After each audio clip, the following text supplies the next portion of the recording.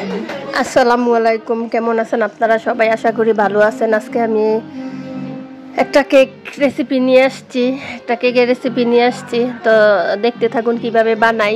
অনেক 6-7 বছর আগে একটা কেক বানিয়েছিলাম, তার মধ্যে আর বানানো হয়নি।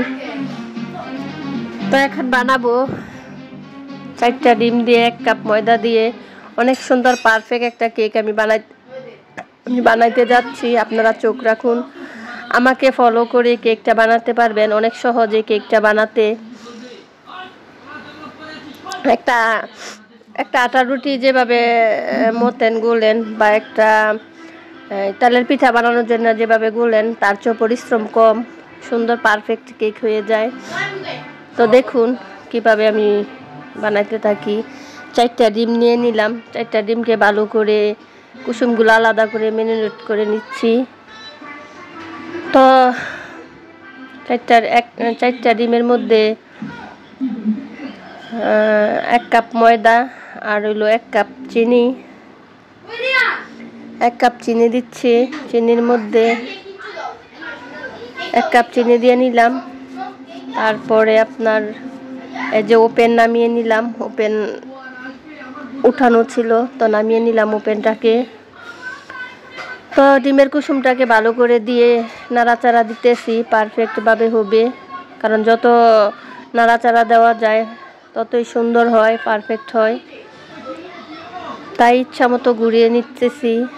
আর 1/2 কাপ তেল দিয়ে দিলাম। তেলটা দিলে অনেক ভালো হয়। তো দিয়ে দিলাম, দিয়ে ভালো করে আবার ম্যারিনেট করে নিচ্ছি। 2টা গুঁড়া দুধের প্যাকেটও দিয়ে দিলাম। একটা দিলাম, পরে আরেকটা দিব। একে একে করে 2টা প্যাকেট আমি কেকে দিয়ে দিব। তো দেখতে থাকুন। এই যে আরেকটা দুধের প্যাকেট আমি দিয়ে দিতেছি। এভাবে নাড়াচাড়া দিয়ে দিব। যত ভালো করে ঘুরিয়ে ভালো করে মাখানো যায় ততই পারফেক্ট হয় কেকগুলা। আর এই যে বেকিং পাউডার 2 চামচ দিয়ে দিলাম। বেকিং পাউডারটা দিয়ে আবার ভালো করে নাড়াচাড়া করতেছি। বেকিং পাউডার দিয়ে আবার ভালো করে নাড়াচাড়া দিতেছি। এই যে দেখুন। তো সব শেষে আমি 1 কাপ ময়দা দিয়ে দিলাম। এই যে দেখুন, 1 কাপ ময়দা দিয়ে ভালো করে ম্যারিনেট করে নিতেছি। কারণ যত ভালো করে ম্যারিনেট করা নেওয়া হবে ততই সুন্দর হবে, পারফেক্ট হবে কেকটা।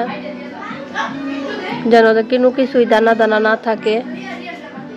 এই চুপ থাকতাম। তো যত ভালো করে ম্যারিনেট করা যায় ততই সুন্দর হয়। তো আমি ভালো করে ম্যারিনেট করে নিতেছি, আপনারা দেখুন।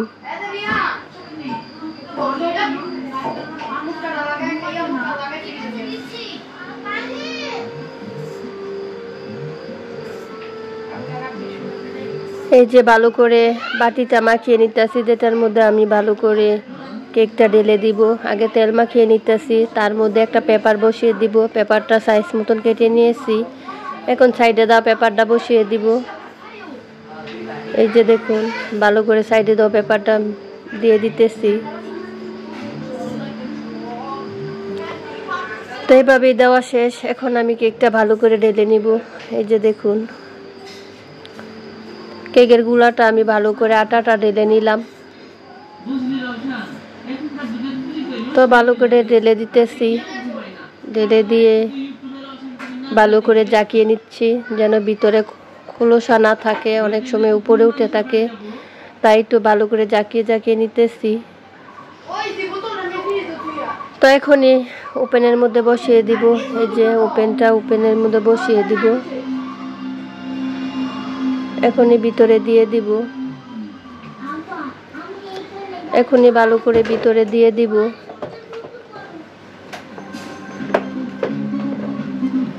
এই যে দিয়ে দিছি। ওপেনটা লাল হয়ে যাচ্ছে দেখুন। তার মধ্যে সুন্দর আমার কেকটা হয়ে যাচ্ছে অল্প অল্প করে। এই যে দেখুন কত সুন্দর করে হয়ে গেছে।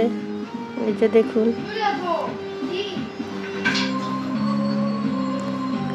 কত সুন্দর করে আমার কেকটা হয়ে গেল দেখুন। এই যে ভালো করে ঢেলে নিতেছি।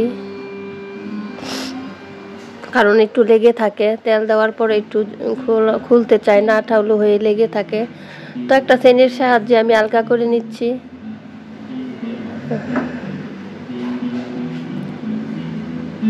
তো এই যে ঢেলে নিতেছি, ভালো করে জাকিয়ে নিয়ে আমি ঢেলে নিচ্ছি। এই যে দেখুন কত সুন্দর একটা কেক হয়ে গেছে, পারফেক্ট একটা কেক হয়ে গেছে। খুব ভালো লাগতেছে কেকটা দেখে, আমার আনন্দ হচ্ছে। খুব সহজে অল্প সময় এমন পারফেক্ট একটা কেক বানাইতে পেরেছি। তো দেখুন হাতের মধ্যে ময়দা লেগে আছে, ভালো করে করেও নেই, হাতটা ধুইতেও পারিনি।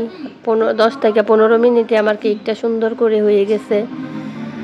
তো দেখুন কেকটা কত সুন্দর কালার হয়ে গেছে।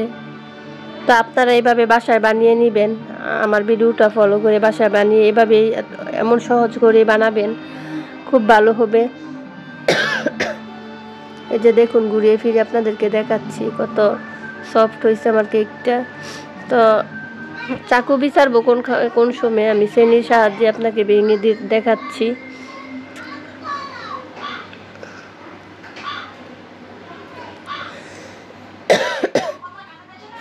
এই যে দেখুন কেকের কালারটা কত সুন্দর হয়েছে, দেখুন একদম তুলতুল করে,